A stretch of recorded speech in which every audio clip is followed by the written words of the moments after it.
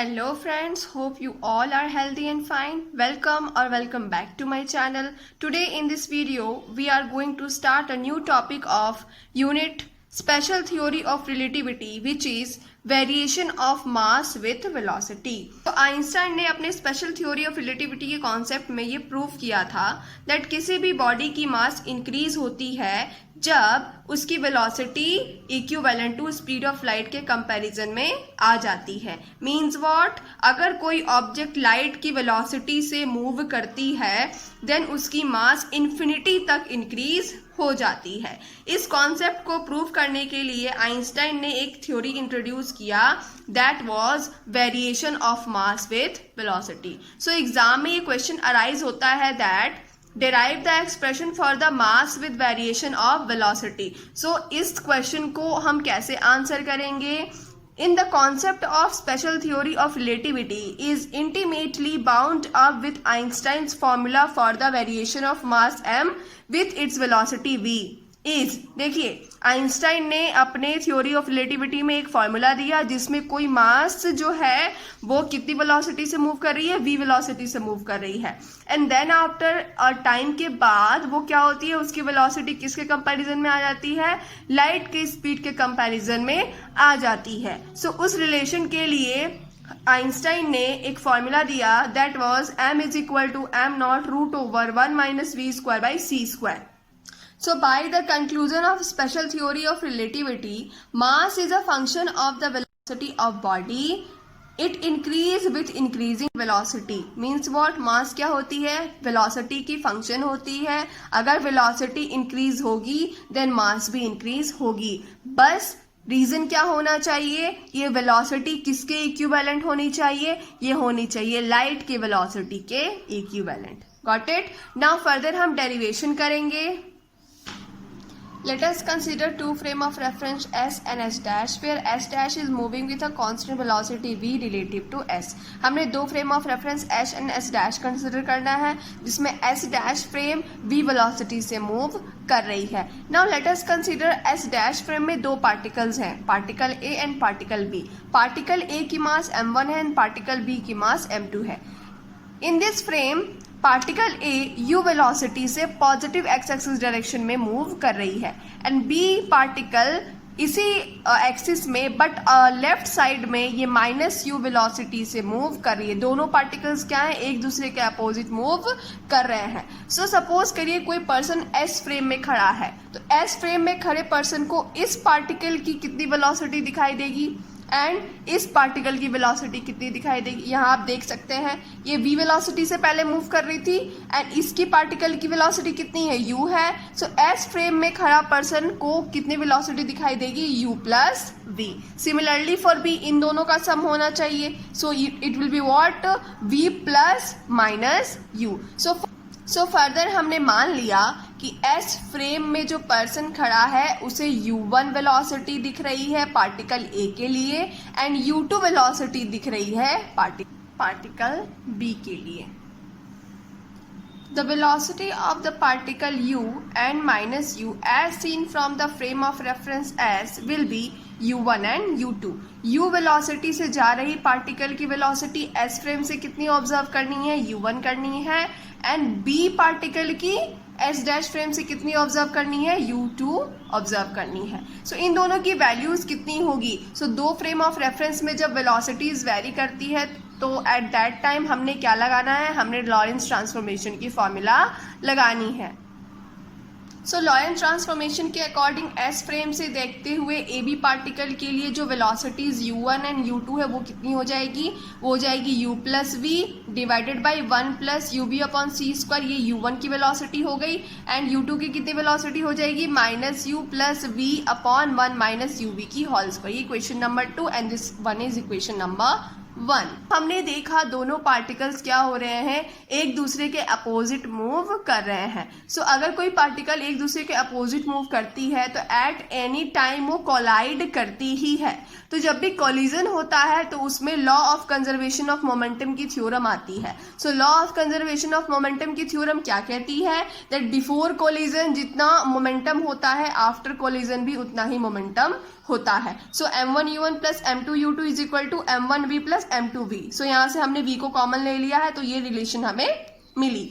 हमने इक्वेशन 1 और इक्वेशन 2 में u1 एंड u2 की वैल्यू को कैलकुलेट किया है। हम इस रिलेशन में u1 एंड u2 की वैल्यू को सब्स्टिट्यूट कर देंगे। सो फर्दर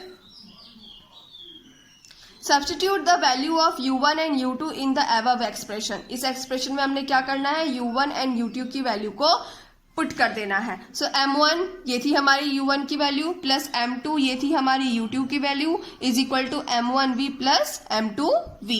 सो यहाँ से हमने क्या किया, m1 के टर्म को एक तरफ कर लिया और m2 के टर्म को एक तरफ कर लिया। तो m1v जो है इधर आ गई माइनस में, एंड यहाँ पे m2 and this term will B right hand side, ये प्लस में थी तो इधर कितनी हो जाएगी, माइनस में हो जाएगी। फर्दर हमने क्या किया, इन दोनों रिलेशन में से m1 को कॉमन ले लिया। तो m1 को कॉमन लेने के बाद ये टर्म ऐसी रह गई, यहाँ से क्या बची, माइनस v बची। यहाँ से भी हमने m2 को कॉमन ले लिया, m2 को कॉमन ले लिया तो यहाँ पे v बची, माइनस में ये टर्म बची।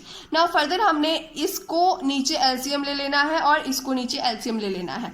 हमें क्या मिलेगी, m1 इसे हमने एलसीएम में लिया तो ऊपर की टर्म तो वैसे ही रह जाएगी एंड v इसके साथ में मल्टीप्लाई हो जाएगी, तो ये रिलेशन हमें मिलेगी। सिमिलरली हमने यहाँ पे इसे एलसीएम लिया है, तो एलसीएम लिया है तो ये टर्म v के साथ मल्टीप्लाई हो जाएगी तो ये टर्म आएगी, एंड माइनस में जो यहाँ पे टर्म थी वो सिमिलर रह जाएगी। So minus minus plus u and minus v।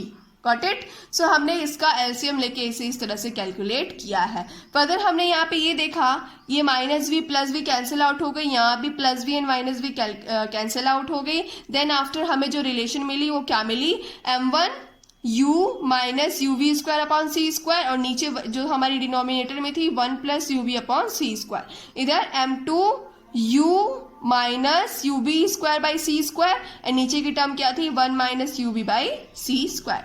Now further हमें m1 एंड m2 की रेशियो निकालनी है। तो यहाँ हमने m1 एंड m2 की रेशियो निकाली। ये देखिए m1 एंड m2 की रेशियो क्या हो जाएगी, m1 इसके साथ मल्टीप्लीकेशन में थी सो ये टर्म नीचे चली आएगी, एंड m2 किसके साथ मल्टीप्लीकेशन में थी, इस टर्म के साथ, तो ये टर्म कहाँ चली आएगी, ऊपर चली आएगी। सो हमने इन दोनों टर्म्स में ये देखा that u minus u v square upon C square, and नीचे भी u minus u v square upon सी स्क्वायर दोनों कैंसिल आउट हो जाएगी। सो कैंसिल आउट होने के बाद क्या होगी, ये टर्म ऊपर चली जाएगी एंड ये टर्म क्या हो जाएगी, नीचे चली जाएगी। सो m1 बाई m2 की रेशियो क्या निकल आएगी, 1 plus you B upon C square divided by 1 minus you B upon C square.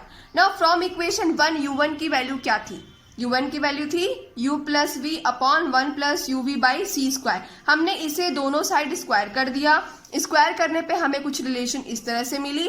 अब हमने इस रिलेशन में left hand and right hand side में सी स्क्वायर से डिवाइड कर दिया, एज वेल एज उसके साथ हमने 1 को भी ऐड कर दिया। सो हमने ये देखिए u1 अपॉन u1 स्क्वायर थी तो यहाँ पे हमने सी स्क्वायर से डिवाइड कर दिया, प्लस में 1 कर दिया।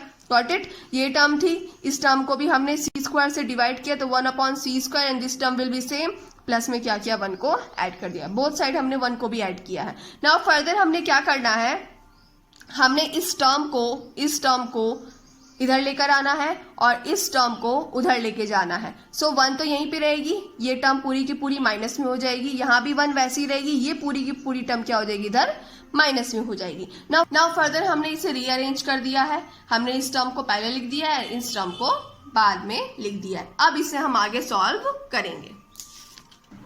लास्ट सेक्शन में हमें ये एक्सप्रेशन मिली थी। नाउ फर्दर हम इस एक्सप्रेशन को एक्सपैंड करेंगे तो हमें क्या मिलेगी, यहाँ आप देख सकते हैं लेफ्ट हैंड साइड को हमने ऐसे ही रखा है विथ नो चेंज, एंड यहाँ पर हमने देखा कि u प्लस वी की भी होल स्क्वायर है and 1 plus u v upon C square की भी होल स्क्वायर। सो हमने एलसीएम में क्या ले लिया, 1 प्लस यू वी अपॉन सी स्क्वायर की होल स्क्वायर। सो ये जब 1 के साथ मल्टीप्लाई होगा तो वैल्यू सेम रहेगी, देन माइनस, फिर ये जो वैल्यू है दोनों कैंसिल आउट हो जाएगी, हमें सी स्क्वायर मिलेगी, और ऊपर कितनी है, u प्लस वी की होल स्क्वायर। जब हमने इसे सॉल्व किया तो हमें क्या मिला, u upon C minus V upon C की होल स्क्वायर। हमने इसे एल्जेब्रिक एक्सप्रेशन के थ्रू सॉल्व कर दिया।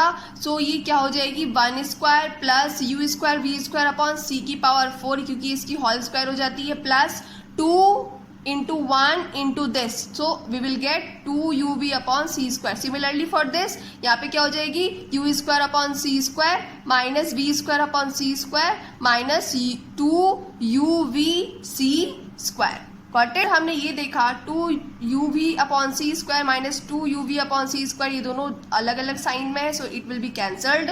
देन फाइनली हमें क्या मिलेगी, हमें मिलेगी 1 plus U square we square upon C की power 4 minus you square upon C square minus we square upon C square, because ये टर्म क्या हो गई है, दोनों टर्म कैंसिल हो गई है and denominator will be same. Now further हमें एक चीज ऑब्जर्व हो रहा है दैट इस टर्म में इन दोनों टर्म में वी स्क्वायर है एंड हम कॉमन लेना चाहे तो सी स्क्वायर कॉमन ले सकते हैं, बिकॉज यहाँ पे पावर कितनी है, सी की पावर 4 है. सो हमने इस टर्म एंड इस टर्म को कॉमन ले लिया v square upon C square. We square upon C square हमने कॉमन लिया तो यहाँ पे क्या बच गई, यू स्क्वायर अपॉन सी स्क्वायर माइनस यहाँ पे क्या बच गई, 1 बच गई. एंड इन दोनों टर्म में हमने क्या कॉमन ले लिया, हमने कॉमन ले लिया 1. So it will be what, 1 minus you square upon C square. So हमने फैक्टराइजेशन के लिए हमें ये दोनों टर्म सेम चाहिए होती है, बट यहाँ पे क्या है, ये -1 बाद में और यहाँ पे 1 पहले है. सो हमने क्या किया, इस माइनस को कॉमन ले लिया and 1 will be here. So हमने यहाँ पे कॉमन लिया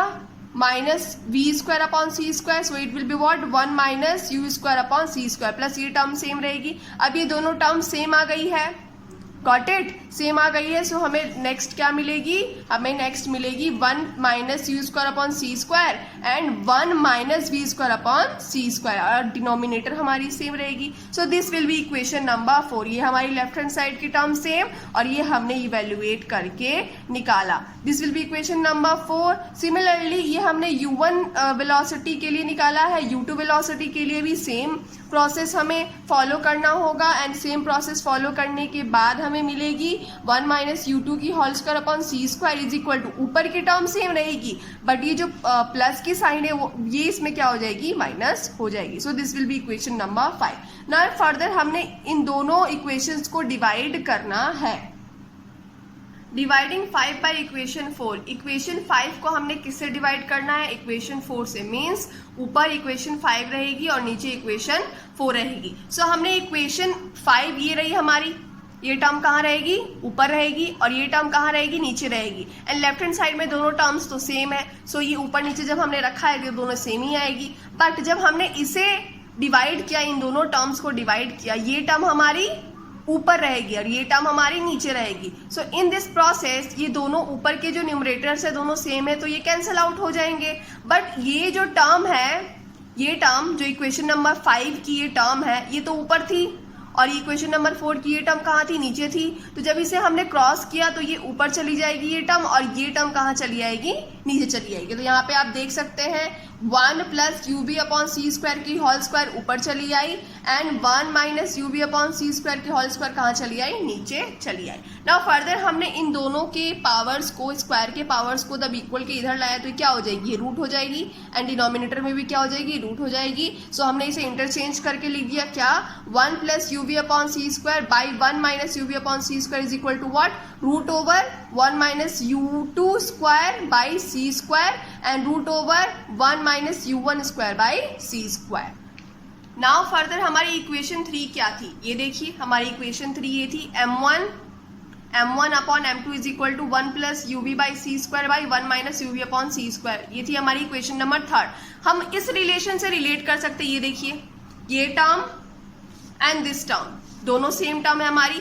तो हम क्या कर सकते हैं, इस टर्म के प्लेस पे हम m1 अपॉन m2 को प्लेस कर सकते हैं. सो फर्दर हमने वही किया, इक्वेशन 3 से ये टर्म हमारी क्या हो गई, m1 अपॉन m2 हो गई और ये टर्म हमारी यहाँ पे सेम रह गई. जब हमने इसे क्रॉस मल्टीप्लीकेशन किया तो हमें वैल्यू क्या मिली, m1 root over 1 minus u one square upon C square and equal to m2 root over 1 minus u two square upon C square. Now हमें जब अलजेब्रिक एक्सप्रेशंस में a एंड b के value calculate करनी होती है तो हम वो फॉर्मूला लेते हैं a1 b1 is equal to a2 b2 is equal to कोई टर्म हमने मान लिया a0.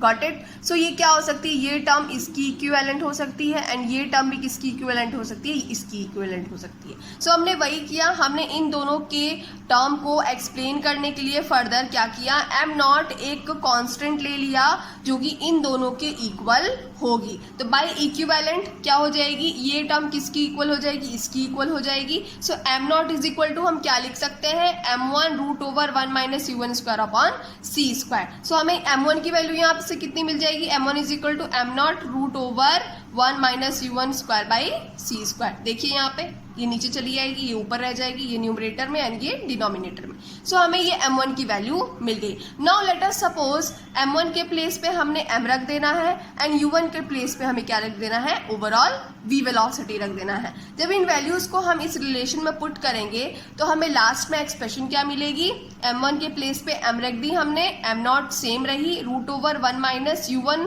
के प्लेस पे हमने v रखी, सो ये क्या हो जाएगी v square upon c square. So this is the equation of mass which variate with the velocity.